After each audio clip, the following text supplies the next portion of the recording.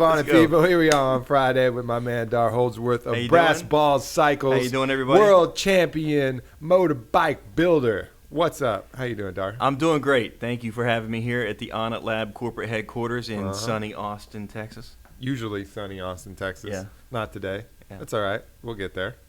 So tell us a little bit about what you do, man. I know for those of you Googling right now, definitely Google up Brass Balls Cycles. You've built some of the sickest bikes, not only that I've seen, but that have been recognized in competitions, you know, international, national competitions, some of the best bikes in the world. And just kind of take us through what brought you into that and what your passion is all about. Yeah, man. You know, we build bikes for a living, as you mentioned. It started out as a hobby and just, you know, found that, you know, had a passion for it, had a little bit of talent for it, a lot of drive. And we've been really lucky that people respond well to what we do. We have we've won the world championships of custom bike building 2 years in a row in the production class in 2011 and 12, and that's sort of gotten us some good recognition. So you would think that, like, I think for the layman, they probably don't even know that there is a world champion in bike building. They think like whoever has a reality TV show is the best bike builder in the world. I'm sure of that. Like, I'm sure. And I can't even get a show. I'm trying. I'm like, what the hell? Maybe you need to yell at some more people or have a few different mistresses. Dar. I mean, you just got, you know, you got a good family and you're a nice guy. They don't want that shit. I mean, but I'm turning the corner right here. I'm with you. Having a podcast. Yeah, that's true. That's true. It's a good start. There you go. Yeah. So there are a lot of great bike builders out there. I mean, there really are. So the ones that are on TV, I mean, there are a couple on TV that are really good, and there are some that, you know, are. Yeah, let's get into that. Let's talk some shit. No. Oh, come on. Some that aren't so good. No. You know. Hey, you got a local guy here in Austin who's actually really, really talented. Jesse James? Jesse, yeah. Yeah. So Jesse is, you know, he's an entertainment personality, I guess, to a lot of the people, the layman, but the dude is really skilled. He can build a fucking bike. He can build a bike. Yeah. He could walk me, honestly. What's that mean? Huh? I mean, he could school me. Really? Yeah, Jesse's good. So Jesse's a true master, but he hasn't won any world championships. I think you're being humble, Dar. No, but you know, but he does it differently than me. He builds truly like one-off custom bikes, and frankly, such a notoriety. I mean, he doesn't have to compete in those things. You know, people buy his bikes just because he is who he is. And he sleeps with Sandra Bullock and someone with a tattoo on their face at the same time. I mean, that helps sell bikes. I'm telling you, and it helps sell TV shows. It does. Yeah. So if I see someone with a tattoo on their face, can I send them your way, Dar, and just send them? We'll have a body double fill in. That's what my wife would say. You know, get the body double in. That's it. She's the body double. No, my wife. No, a body double for you. I thought you were saying a body double for the mistress. I was like, there you go. You'd be like, oh, that works. A lot of people would go for that deal. That's it. All right. So then, but you're saying you're in the production class. So that means that it's a bike that could be produced, multiple bikes could be produced based off that same template. Yeah, right? Essentially what we do is in the mid-2000s when we were really getting into this and it was turning from a hobby into a business for me, I recognized that there are fewer and fewer people that could just stroke a check for 40 or 50 grand for a bike. People need to finance the bikes. So we did our due diligence to become a federally licensed manufacturer, which holds us to certain requirements, safety requirements, and so on and so forth. So and with that, you know, we have a VIN number for every bike, and people can finance them, insure them, listed with the Kelley Blue Book, the whole deal. But that puts us into a different category of how we build the bikes. So even though we have a VIN number, like, for example, Harley-Davidson or Suzuki or whatever, those bikes are still built on an assembly line. Ours are hand-built, the way a custom bike is hand-built. Like a Bentley. Yeah, exactly. They're bespoke. So you can choose from the models, and you know, I've got 9 different models, but then you can choose different wheels, different brakes, different hand controls, and so on and so forth. And we build it a la carte for each customer. So it's kind of the best of both worlds. They get a production bike that will retain its value, and they can, you know, finance it, insure it, but yet it's built, you know, perfectly in a custom way. And if you look at some of these bikes, I mean, to me, they're as sick as any of these. I mean, yeah, maybe you don't have a dragon that actually breathes fire coming off one side of it, you know, but they're as sick as any bikes I've ever seen. I mean, I think, Orlando, you bringing some up on the screen here? Yeah. I mean, amazing. And you've gotten interest from some of the biggest names in, entertainment, showbiz, and a lot of recognition about that. How's that been, that process for you? It's been pretty cool. I mean, to make a point on what you were saying, the cool thing is some custom bikes are purely just works of art. Mm-hmm. They might be a little sketchy to ride. And for me, it's important to ride. I mean, why build a bike if you can't ride it? Right. So, you can take ours 130 miles an hour down the freeway and know that you're going to be safe and fine and all that. Dar, you can never take a bike 130 miles an hour down a freeway and know you're going to be safe. I mean, oh, well, all right. I mean, you could have a good idea. 80 miles an hour. Is that what the speed limit in Texas is? I think it's like 80. Yeah, most of the places. I mean, Lando, you would know. What's the speed limit in Texas? Fastest. 80. I think 80 is getting to where it's being right now. What's that toll road out by the F1 track? That's like 80, 85, I think. I think that's like 85 or Nice. And there's nobody 90. on it ever. Yeah, That's it's 85 slash. That one you could definitely That's go like 130 fourth on. gear with 2 gears to go. I love it. Yeah, I've opened up on that. Yeah, I take my Ford Escape pretty fast on that. Do you? Just Yeah. till it starts It's shaking. a pretty sweet ride. Just till it starts Nice. trembling and sweating It's from got the great inside. control. So you asked about the bike. We have built bikes for Usher, which was a great experience, and we built a bike for Toby Keith, my business partner. Gosh, who else? Yeah, it's one on the screen right now for everybody that's watching. This is the one that was built for Usher. And that was built actually through a connection with a record producer called Rico Love, and that was a really cool collaboration. Cool.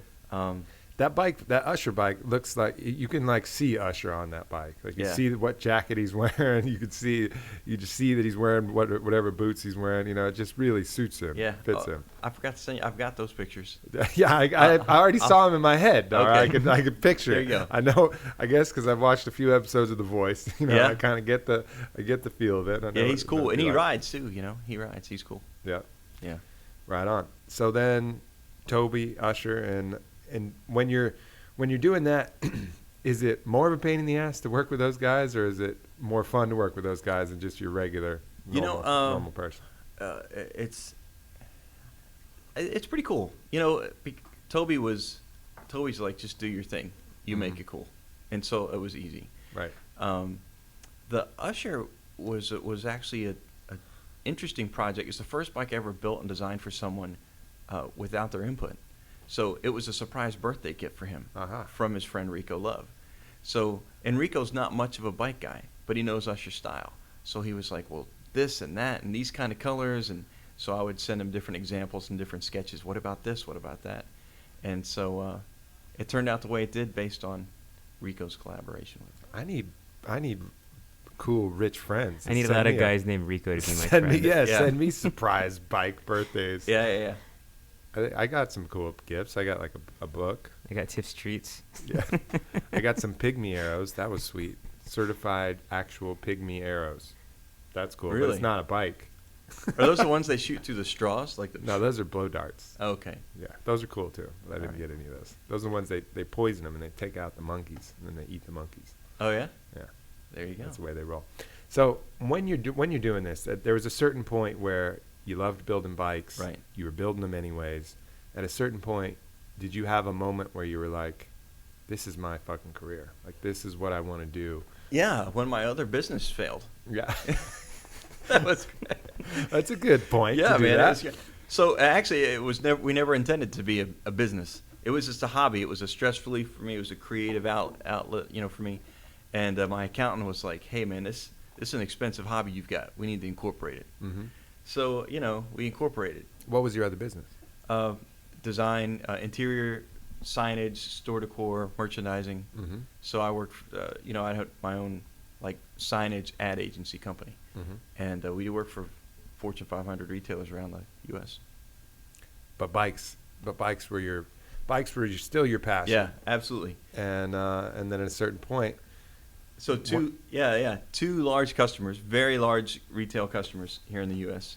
One went bankrupt, and the other one just didn't pay their bills. So in 6 months, it killed us. yeah. And I was like, well, people seem to like these bikes. Let's give Yeah. it a go.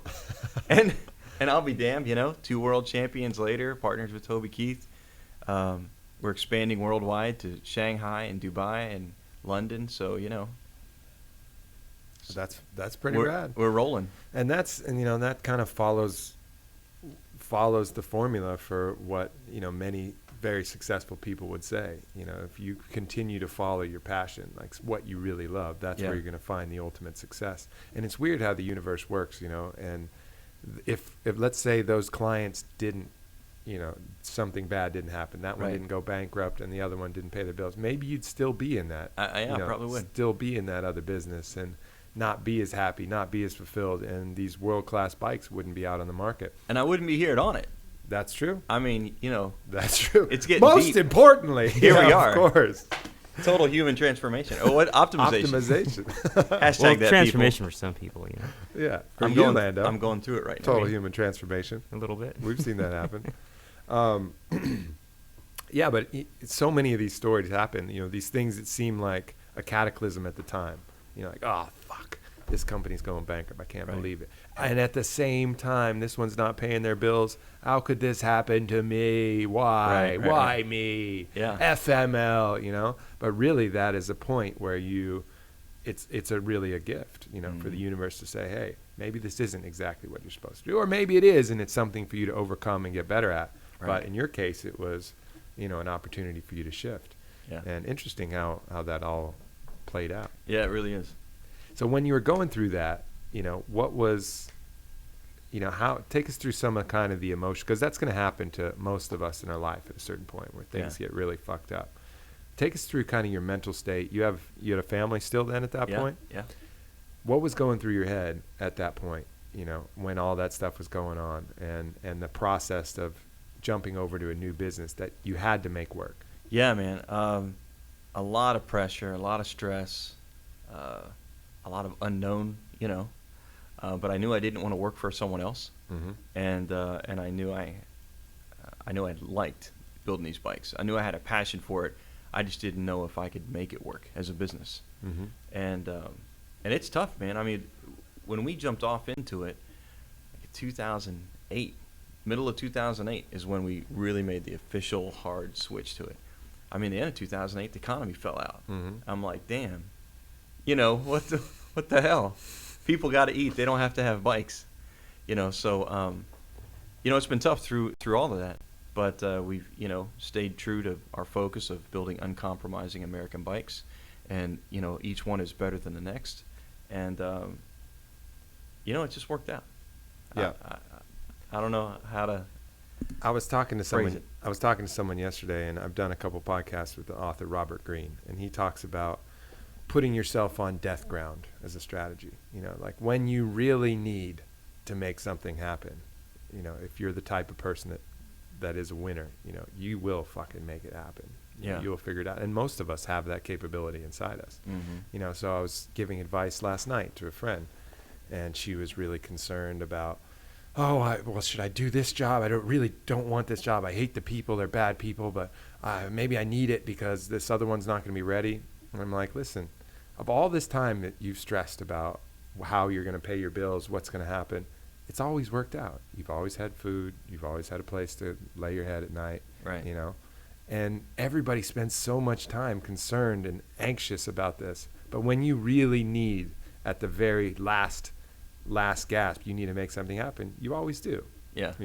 And so while of course some of that anxiety is going to be unavoidable, if you have that faith that when it really comes down to it, you're going to be able to sort it out, I think you can use that to your advantage and really go for what you absolutely want, because that's going to build your momentum. When you're down to your last dime and dollar, I mean, Onnit got down to, we owed like $25,000 before Alpha Brain. I mean, we had no money in the bank, zero, and I had to take a loan out. That's the first time we've been in debt. It got down to like absolute death ground, and that's when the greatest thing happened for us, which was the launch of Alpha Brain that we were kind of building for. So these points where you have to retract everything all the way in and then open up to another expansion, I think that's a very powerful dynamic that can happen. Yeah, absolutely. Yep. So let's talk a little bit about the process itself. So some of this is visionary, some of this is hands-on. So tell us about what you do to make sure that you are the best at your job. I have a saying in my head, and I have several different sayings, cliche sayings, but they make sense, like good to great. Mm-hmm. You know, if better is possible, then good is not enough, and I'm always striving for greatness in what I do. I just kind of have that philosophy, but I also have a philosophy of showing up every day. If not for me, for my kids. Maybe some days where I'm just not feeling it. We all have those days. Mm-hmm. But I have other motivators as well. At 2:00 in the afternoon, I can evaluate myself and, have I shown up today for my kids? Yep. No, I haven't. Well, only a few hours left. I better, get with it. But also, it's pretty easy because I love what I do. Mm-hmm. So I'm always doing it. I don't have to be told to do it or, oh, damn, I got to go do this. I'm just like always doing it. It's cool. Yep, for sure. Now, as you become familiar with Onnit, you've certainly, been more keen on taking care of your body perhaps a little bit. You've expressed some interest in Right. doing some different things. What's been your experience with, looking at the health side of that? Because bike builders are not particularly known as the Right. healthiest, people most interested in an earth-grown nutrient perhaps. Right. It's I've always thought of myself as in shape. When I was younger, I was in shape, Mm-hmm. and I've been able to maintain somewhat of an average look or feeling as I've gotten older. But I didn't really realize until I started working out again how out of shape I was. So, and that, it just comes down to my nutrition and what I'm doing and what I'm not doing, Mhm. nutritional and as well as working out. And bike building, it's long hours, it's eating bad food, it's just, when you go to shows, you're on the road and you're eating junk food. So, I think this is going to be really beneficial for me, not only as for myself, Mhm. from a human optimization standpoint, but, I think it's going to bring out the best of me for work. I think, I'll be able to maintain a sharper focus and, maybe there's more world championships in there. Yep. I'll I think credit. you were telling us earlier on in your life, weren't you like a pro wrestling champion? No, I wasn't pro. But in 1984, I was a state wrestling champ out of Mesquite, Texas, actually. Okay, like real wrestling or like like Macho Man Savage type wrestling? No, real wrestling. Okay, I thought Yeah, you were yeah. talking like Orlando's WWF. so disappointed right now. He thought, No. he thought you were a fake wrestler. A real wrestler? Oh, real He's like, wrestling's Real boring. wrestler. Yeah, that was it. Boo. Yeah, man. In my early days, I was real wrestling, and I was a power lifter in high school and all that stuff. But Tell us your lifts, bro. man, I have photos to prove this. A 450 squat, and I weighed 165 pounds. Was that the girls' division or was that the men's division? It was Just kidding. I can't squat 450. It was what do you call it? Unisex? Yeah. Co-ed? Go Yeah, so let me see. I at that time I could bench about 280, 265, 280, something like that, and squat was, or no, deadlift was a little more than squat, but I don't know, like 5 something. Mhm. I don't know, Nice. 520, something like that. Nice. That's pretty good. But that was that's 20 something years ago. Yeah. Yeah. If you had some, Onnit nutrition back then, a little T plus in your life. I'm telling you. you. Might have been able to lift a little more, Dar. I might have been. But now it's about kettlebell swings, I know it. mace thrusts. I did that yesterday. It was incredible. Yeah. How was that? It was great. Juan put me through this workout. Juan is our head trainer here at Onnit. Just Yeah. for the people out there who don't know. Google Juan at onnit.com. So anyway, it was brutal, but I like the Maybe don't Google Juan. Please do not Google Onnit.com. Blah, blah, blah, blah. Anyway, I like the unconventionalness of it because you can feel everything. You can feel like a full body workout, and it's interesting. It's not like just doing reps of curls or doing reps of bench or Right. whatever. It was very cool. How many implements did you get into? Sorry, I missed that workout. But what did you get into? Kettlebells? Did you do any maces? Did you do any clubs? Did you do any ropes? Man, we touched everything you have in there. Oh shit. Yeah, we did three different ropes. Okay.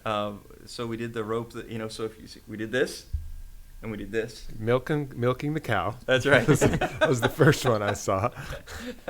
No, the ropes were great. We did that. We did the maces. Over the head.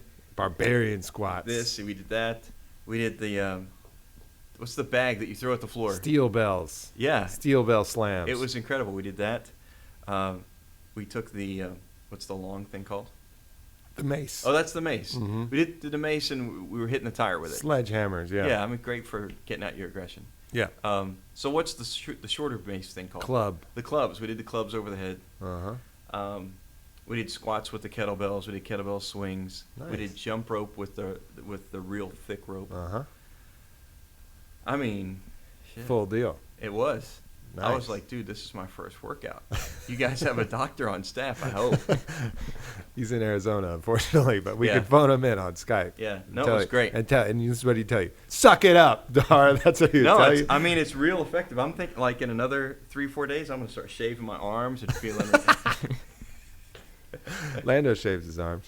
No, Show not. off his tattoos. Well, I should. I don't anymore. Let's see. But you know what I found? As I've started to gain more muscle, like on my chest, if you shave that, like, it just shows a lot better. And I don't know why that is. But, you know, I Yeah. only did it a couple The times. boys love it. I forget we're live. I should not be saying this. Right Google Orlando at Onnit. Orlando, take Please do not. Just your shots. shirt. Take your shirt off. That's I mean, not gonna happen. we got to see it now. Lando, let's see your chest. It's not happening. Come on, man.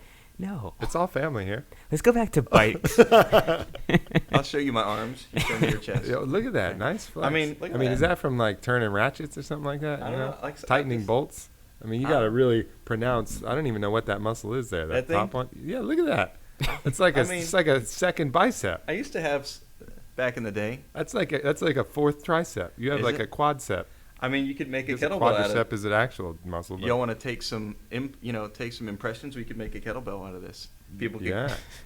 It could be for the ladies if they want to just the grab elbow. this and swing The it Dar around. elbow. Swing. Just a whole cast of your arm. We'll just figure out different ways you can mess with it. Arm wrestling. There you go. Things like that. I bet you're a pretty good arm wrestler. I actually was. I can see it. I'll go. Let's challenge somebody in here. Lando. Nah. Lando, this is our interactive podcast. No. This is really. His arm is like twice the size of mine. But Well- yesterday was my first workout in 10 years. He's really sore. I think you should do it. Lando, come on. let's just get a little arm All right. wrestling go. Yeah, that's what I'm here talking we go. about. Here we go. That's what I'm talking Use about. this camera. This is our first. So we have to go here. Use this camera right here, but adjust it. This is our first All arm right. wrestling match live All on right, the here we Onnit go, here we go. podcast. Please don't break my arm. The odds Oh, for come any on. for any of you who want to bet at home, the odds are Lando plus 2970. $100 wins you $2,970 Right. if Orlando wins. Now, for what it's Steep odds. have you had your Onnit testosterone boost today? Not today. All right. But So- it still lives in there a little. I feel it tickling. All right. So here we go. There Oh, it man, is. he's got a They're good- locked up. Look Should at we that. do like this? He's got a good grip. All right. Go- Wait, go like that. That way we don't lose wrestle. elbows. All right. All right. And I don't even know how you do it. I'm going to do it like just Herb whenever Dean. you wanna- Are you ready? I'm ready. Are you ready? Let's get it on. Oh no, Lando! Lando! Look at the arm size difference, by the way. Nice I bicep. like Are you pushing that Oh, up? look at that. I mean, that's a little Popeye there. Now tell what's the cat for? That's a They're stray cats. stray cats, man. There we go. Lando, All right. that was courageous, my friend. You know what? I appreciate you. That was an ego boost for me. That Thank was you so much. that was really smooth, Dar. You know, it's just like constant pressure. It's like a hydraulic lift. You know, There you it's go. just like undeniable force. I know it. That was the lamest arm wrestle of all time. I'll be dead all I week. liked it. I didn't liked put up it. Any actually. fight whatsoever. It's funny when you meet the people who are really good at arm wrestling Yeah. Yeah. because it's just like a different world. Like I'm strong, but I'm not a good arm wrestler. Yeah. So I can beat a lot of people who are also kind of strong but don't know how to arm wrestle. But then I'll find someone who can arm wrestle and they'll just destroy me. Yeah. It's And funny. you like kill them and everything else. Yeah. But it's its own little skill. Well, Dar, it's been a pleasure having you on, my friend. Yeah. Oh, we haven't talked about the Onnit bike. Oh, the fucking Onnit bike. I Yeah, mean, of course. we got it. So first of all, I'd like to. Can I just shape the whole program? Absolutely. All right. So we do a lot to give back to the troops. You know, Mhm. I'm a vet. My dad's a vet. My grandfather's a vet. I just think it's important to give back in whatever capacity you're able to give back. And so in this case, we build bikes, so that's what we do. So we'll take any kind of old bike that's either donated to us or that we can buy cheaply, and and restore them, customize them, and either give them to a troop or auction it off to support a military charity, Pros for Vets, which is what we support. And we always have a bike in rotation. And sometimes, a corporation will buy a brand new bike from us to get to use. But, that's rare because the brand new bikes cost a lot of money. So to be able to take an existing bike and kind of bring it back to life, which is what we did here with you, with Onnit. And so the way this one started out was a friend of ours, mutual friend, Jim Johnson, record producer and owner of Rebel Rock Racing, met a lady on a plane and was just, didn't know her, just talking, stuff. And it came up through the conversation that her brother had passed away, and she had this old bike she was trying to get rid of. And he says, "Oh, my buddy Dar, he restores these bikes. He gives them to the troops." And so next thing I know, I'm getting a call from Jim, and I'm getting a call from Nicole, and, they're sending us this 2000 Road King. But it had been in Florida, it had been kind of weather abused. I mean, the bike was not abused, but just being out in the elements, Sure. Rusty and dirty and all this stuff. So, we got the bike, and through the support of Onnit, we were able to, transform the bike. Also, this was an interesting bike for us because it's a bagger, and we don't do baggers. We do other bikes. So I called in Richard King from King's Customs in Oklahoma City, and he does incredible bagger work. And he ended up being my go-to guy to make sure that everything was done and done right, and they did a great job. Let's see, what else about the bike? So anyway, I guess on it now is we're gonna talk about the details about how we're gonna use this bike to benefit the troops. And gosh, what else are we gonna talk? What else do we need to touch on for that? Well, yeah, we're looking at the best way to get this bike out. Not only end goal is to get it in the hands of a active service member or a veteran, right? And also at the same time, donate some money to some of the causes as well, Pros for Vets and some of the charities that help benefit the troops. So trying to end up with both of those goals, we have some ideas, and of course, one of our fighters, Tim Kennedy, one of the very tip top of the Army Rangers Special Forces. And he won his fight the other night too. He won his fight. Huge win against. I mean, he Michael walked Bisping. him like a recent arm wrestling bout. Yeah. All right, well, then let's take this to the Michael cage, Bisping? man. You want to go to the cage What's now? up, Michael Bisping? I'm sorry. I'm just kidding. Much respect and love, man. I'm sorry. That's fine. So we'll hopefully work with him and get access to as many service members as possible, and do kind of sign up and give this bike away and raise some money. Onnit will donate some money for all the people signing up for the bike. Kind of like a jogathon concept is our leading concept. Yeah. Obviously, we have a few boxes to check to make sure this is all going to go. But the idea is, anybody who's active service or veteran can sign up, and we'll donate a bit of money for everybody who signs up, and then give the bike to one of these service members. And it's awesome. The cool thing about that is, through all the bikes that we've done to support the troops, we've either given money to a charity or a soldier has gotten the bike, but we've never done both. So I realize we don't have the details nailed out yet. People will need to keep checking back at onnit.com to check it out. But if we could pull this off to what you're trying to do, you could be the first that helps us do both. You know, a charity gets some money, and a vet or an active duty guy gets the bike, which is really, really cool. Double win. There you go. Yeah, they're putting their lives out on the line. Yeah. And definitely feels good to be able to do something to give back for some of their sacrifice. Absolutely. Yeah, no doubt. Well, I appreciate you all the hard work you put into that bike, and we're going to make sure that it does the most good. All right. That's what we do. Well, cool. So if people want to see more about our bikes, they can go to brassballcycles.com. I also want people to go to kingscustoms.com, because he is the bagger king, and he did a great job with helping us on the bike. And then, of course, for total human optimization. Where do you go for that, Dar? You got to go to Onnit.com. Yeah, that's what's up. I'm doing it right. I'm gonna say I'm not optimal. I'm trying to do that. So I'm going through the transformation. That arm wrestling was pretty optimized. No, we're good. That's from turning wrenches. What can I say?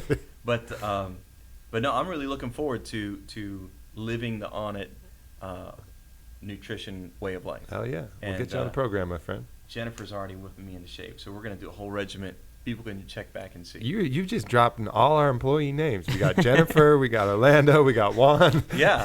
there's gonna be a lot of people reaching out. Change everything. If you Right. if you need to get in touch with anybody at Onnit.com, contact Dar Holdsworth. He will pass.